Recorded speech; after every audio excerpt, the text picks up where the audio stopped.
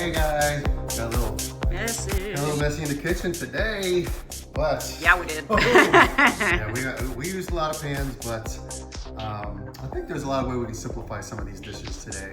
And we've got 3 main dishes. Not a real agenda. We just kind of went with what we thought sounded good, looked good. We combined some stuff together. We kind of made up some stuff, and it all came out beautiful. Especially a little colorful dish over here. Yes. Can't wait to get to that one. We'll hold off for that one for last. But starting over here, we've got a burrito bowl. We have some ground venison left. Apparently deer provide a lot of meat. So we've got some ground venison. Obviously you can use bison, turkey, or ground beef. But we've got ground venison in there with some onion and black beans, some tomatoes, a little slice of lime. And then we had rice in another dish. So we decided to go with some cauliflower rice in here. And Amy made a little avocado lime mash to go with that. And I tasted that and it was phenomenal, guys. I want to eat it right now. Hey, we're not focusing. It was kind of like crunchy guacamole. He said, damn, that's good. It almost tastes like crunchy guacamole. I said, that sounds horrible. But it is really good. It's got jalapeno in it and cilantro and lime. Cauliflower. It'll go great with everything else. It's really good. There. So that'll be good. Probably put some Greek yogurt on there, some hot sauce, of course. Mine's got some jalapenos in there, so I can't wait.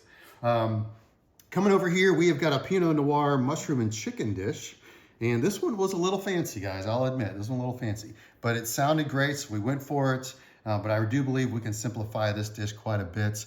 You basically season your ground chicken or your chicken breasts with salt and pepper, get them going to a golden brown, then take them out, and then you make a sauce that's got some plum tomatoes in there, grounded up with some Pinot Noir, cup of wine. So obviously we did not use all the wine, so we can there's a little bit left of the rest. And then you put it all in the oven. Put it in the oven for an hour, flip the chicken halfway through, add the mushrooms about the last 10 minutes, and then you can take it out. Plate up the chicken, maybe add some arrowroot powder to thicken that sauce, and then you just put it all together. So it does take an hour to cook if you got that time. While that's cooking, obviously you can make everything else. So it just takes a little pre-planning, that's all. So if you have a dish that's more time consuming, get that one rolling first, and then work on other stuff while it's cooking. And then we steam some broccoli to go with it. Obviously that just takes about 3 minutes per batch, so that was easy. And then we garnish it with some fresh basil. Some basil. Yeah, it doesn't It was not great. Yeah, but we'll see what happens there. Yep. That might just be taken off and thrown away.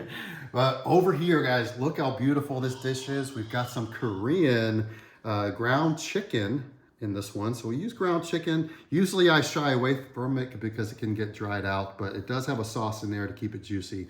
So that's good. And we put it over jasmine rice. The sauce is just sesame oil, honey, some chili paste. And once you get the chicken almost brown, put the sauce in there and just let it soak it up. Let the sauce disappear. And you've got this nice golden chicken here. We served it with some purple cabbage, shredded carrots. I'm sorry, babe, I'll go up here. Can't reach that far. Shredded carrots, cucumber, and then, of course, the perfect poached egg, guys. All right, we use our little poacher over here, which has disappeared. But this has a little holder in it, holds 3 eggs. And then you put some water in here, and once the water evaporates, your eggs are done and perfect. Again, we put it in our store. Go look for it. It's a great $14 investment. Yes. Comes out with great poached eggs every time. And I said jasmine rice. We got that original jasmine rice. Obviously, I'll add sriracha and all sorts of hot stuff to that. Yep. I love my hot sauces, guys. A little flake salt in any of this obviously brings out the flavor in all of these. So don't underestimate a little bit of salt on your food. Guys, hopefully you enjoy these this week. Let us know what you think and have a phenomenal weekend. All right, team? Take care.